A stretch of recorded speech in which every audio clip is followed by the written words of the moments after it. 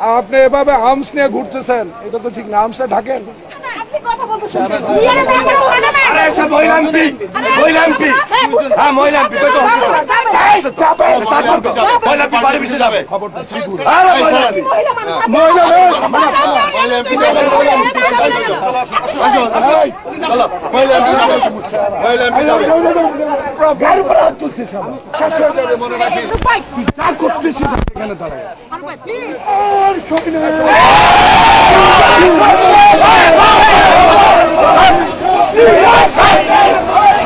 নির্দেশটা আইনসঙ্গত হতে হবে। নির্দেশ প্লিজ দাঁড়ান না, না না বেশি বাড়াবাড়ি করতে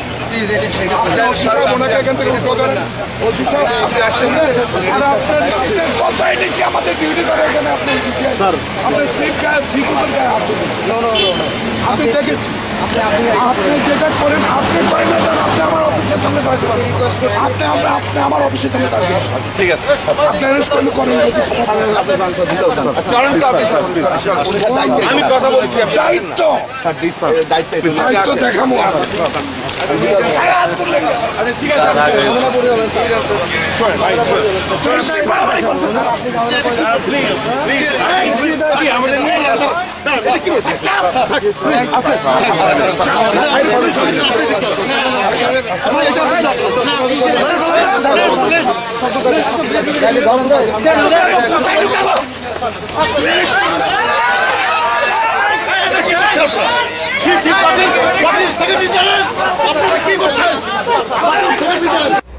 পুলিশ প্রজাতন্ত্রের, পুলিশের বিরুদ্ধে কোনো আমার অভিযোগ নাই, তবে অভিযোগ একটা, তারা মানে আইন বহির্ভূত আদেশ আমার গণতান্ত্রিক অধিকার উপর হস্তক্ষেপ যদি করে তাদের বাধা আমরা মানব না।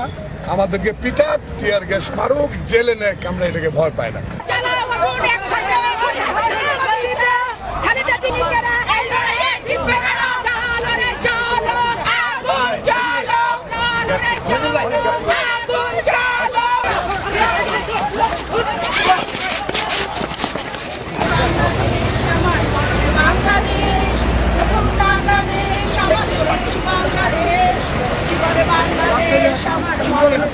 রাস্তায় আর বোঝান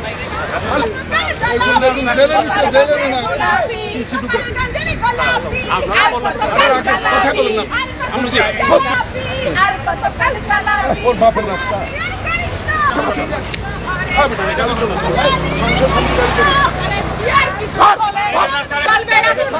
সংসদের সামনে কোনো গাড়ি চলতে পারে।